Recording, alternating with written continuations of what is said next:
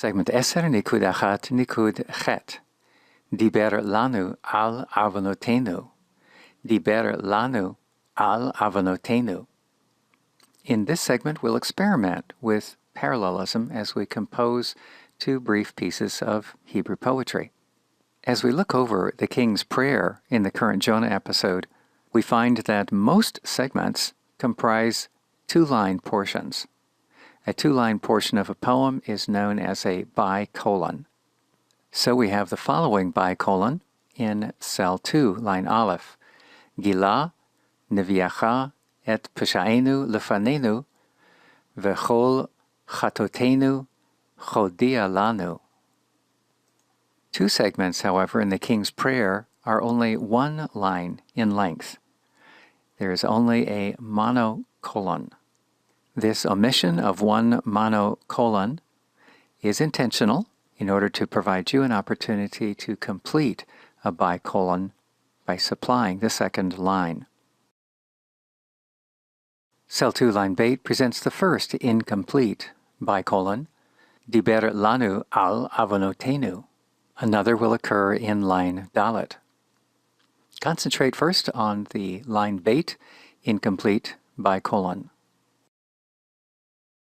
Imagine for a moment that you are operating in the capacity of the king's servant, dutifully transcribing the prayer which he is dictating to you. Yet when he comes to line Beit in cell 2, he is able to formulate the first monocolon, Diber lanu al avonotenu, and then the king is stuck. He doesn't know how to finish the line, and he turns to you as his aide and confidant and asks, Ma Omar, Ma Omar. That's the Hebrew version of this tale. Had it been in the original, the question would have been formulated in Akkadian. What would you respond to the king? Please compose a line that will complete this bicolon in a synonymous fashion.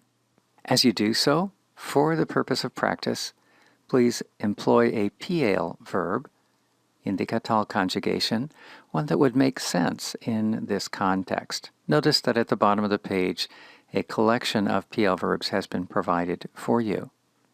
Second, please keep in mind that in order for colon Aleph and colon Beit to be synonymously parallel, colon Beit will need somehow to refer either to Jonah making pronouncements of wrongdoing, or to the people's hearing of those pronouncements. These are elements embedded already in colon Aleph. Please do not reuse the shoresh dalet beit resh, since it has already been used in colon Aleph. After you have completed the bicolon in cell 2, line Beit, please move on to complete this next bicolon in cell 2, line Dalet. It begins, V'chatotenu nagid lach, V'chatotenu nagid lach. This time, instead of a synonymously parallel second line, please compose either an antithetical or a synthetic second line. As always, please accompany your Hebrew composition with a translation of it.